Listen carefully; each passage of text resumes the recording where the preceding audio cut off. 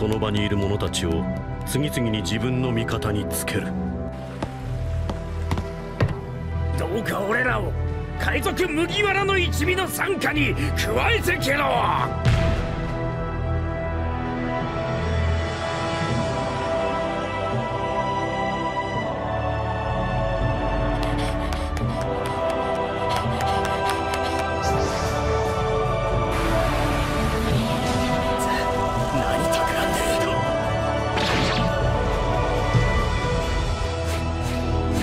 あの男は最も恐るべき力を持っている。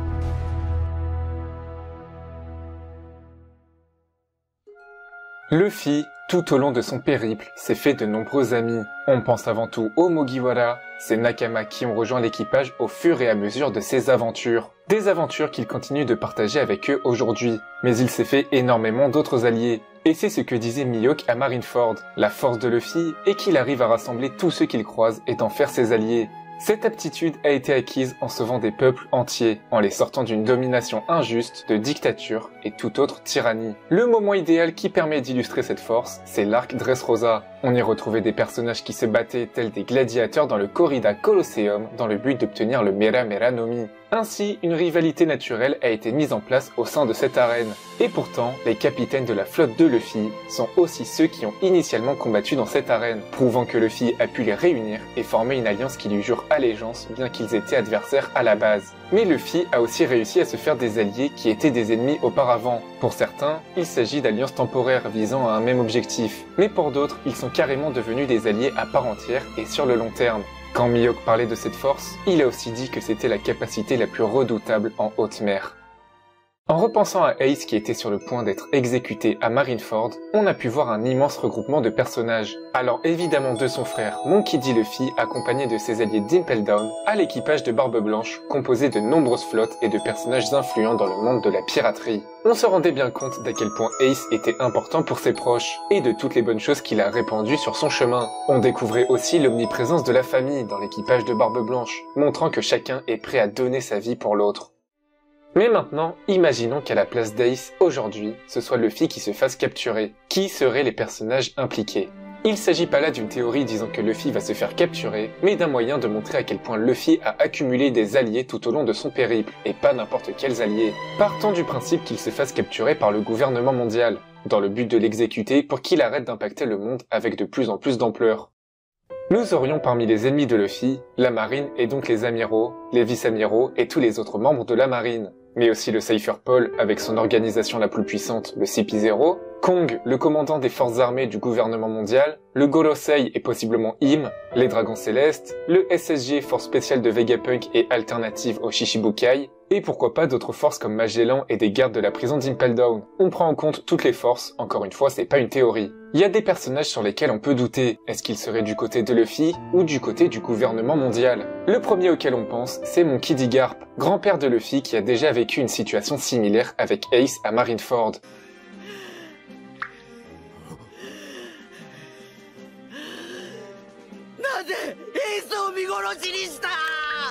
Ce dernier est face à un choix cornélien. Rester avec la marine pour laquelle il a juré fidélité depuis toujours, il voulait que sa descendance s'engage également dans la marine. Ou alors s'opposer à la marine et se mettre du côté de Luffy, son petit-fils. Il est cohérent qu'il reste du côté de la marine, mais ce dernier ne ferait sans doute aucun effort pour aider la marine afin que son petit-fils soit sauvé plus facilement. On peut également penser à Kobe.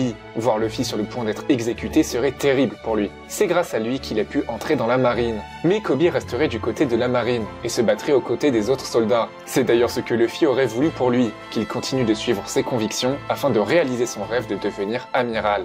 Il y a aussi Smoker, qui ne cesse de monter en rang dans la marine, mais qui aussi se rend compte de plus en plus que Luffy est certes un pirate, mais un pirate qui répand le bien autour de lui. Un pirate qui ne cherche qu'à combattre les injustices du monde. Tout comme Garp, Smoker resterait du côté de la marine, mais il ne serait pas étonnant qu'il se retourne contre la marine pour que Luffy puisse être sauvé. Et enfin Fujitora, qui lui-même disait qu'il aurait aimé ne pas se mutiler pour qu'il puisse voir à quoi ressemble Luffy. Lui qui a décidé de renoncer à un de ses 5 sens, la vue, pour ne pas assister à la corruption et au mal omniprésent dans le monde. Ça m'étonnerait pas de sa part qu'il se retourne contre la marine s'il s'agit de sauver un personnage comme Luffy. Il a suivi ses convictions jusqu'à désobéir aux ordres d'Akainu, son supérieur hiérarchique.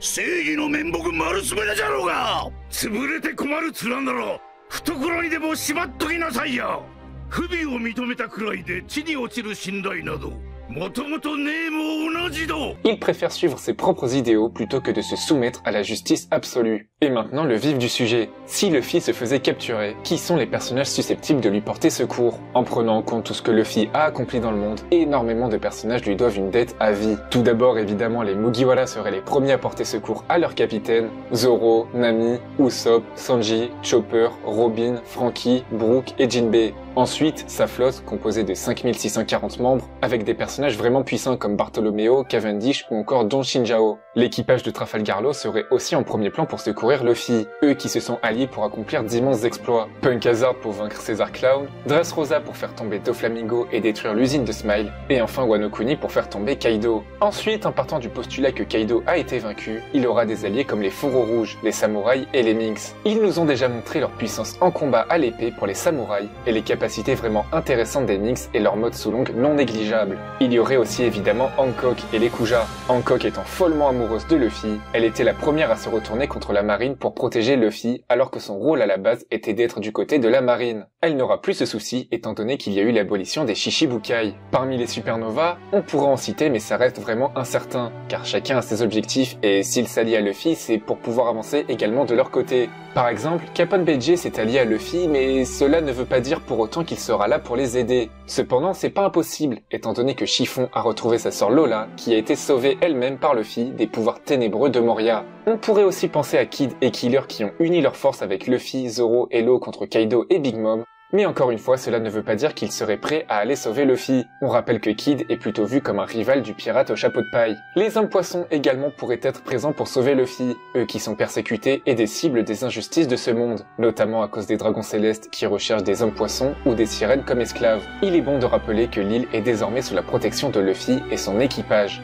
Ensuite, il y aurait Rayleigh, celui qui a entraîné Luffy pendant 2 ans et qui lui a permis de devenir bien plus fort pour entrer dans le nouveau monde. Ce dernier voit son capitaine Goldie Roger à travers Luffy, et afin qu'il puisse poursuivre sa volonté, Rayleigh pourrait être un acteur primordial dans le sauvetage de Luffy. Et en parlant de Rayleigh, on commence à parler de personnages extrêmement puissants. Shanks et son équipage pourraient faire partie des personnages présents pour sauver Luffy. Le seul problème, c'est lié à leur promesse. Luffy doit pouvoir rendre le chapeau de paille à Shanks la prochaine fois qu'ils se croisent. Shanks étant un Yonko et donc par défaut une force que Luffy doit pouvoir vaincre, il n'en reste pas moins un allié avant tout. Shanks a perdu son bras et dit qu'il a fait un pari sur l'avenir en parlant de Luffy. Il lui a aussi légué le chapeau de paille de son ancien capitaine, Goldie Roger. On aurait donc des personnages surpuissants comme Shanks, mais aussi Ben Beckman, le Kyaru ou encore Yasop, le père d'Usopp.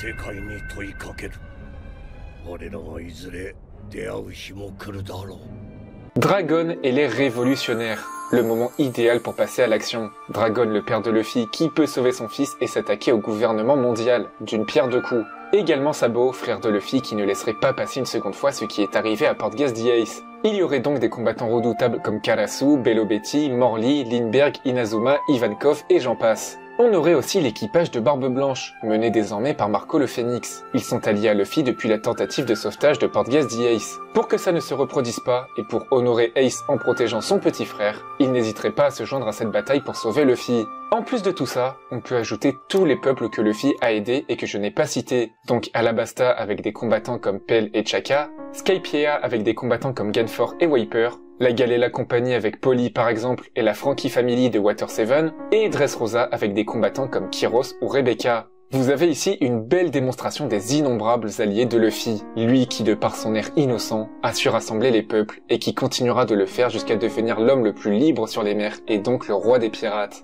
On aurait là une défaite inévitable du gouvernement mondial si ça devait se passer de cette manière. Je trouvais ça intéressant d'illustrer les propos de Mihawk vantant l'aptitude de Luffy à accumuler les alliés sur son chemin, et ça prouve réellement qu'il s'agit là de la plus grande force des mers. Luffy et son équipage continueront de braver les dangers de leur long voyage tout en rassemblant les peuples à sa cause. Ces Nakamas sont prêts à donner leur vie pour que leur capitaine puisse atteindre son objectif, son plus grand rêve, celui de devenir le roi des pirates.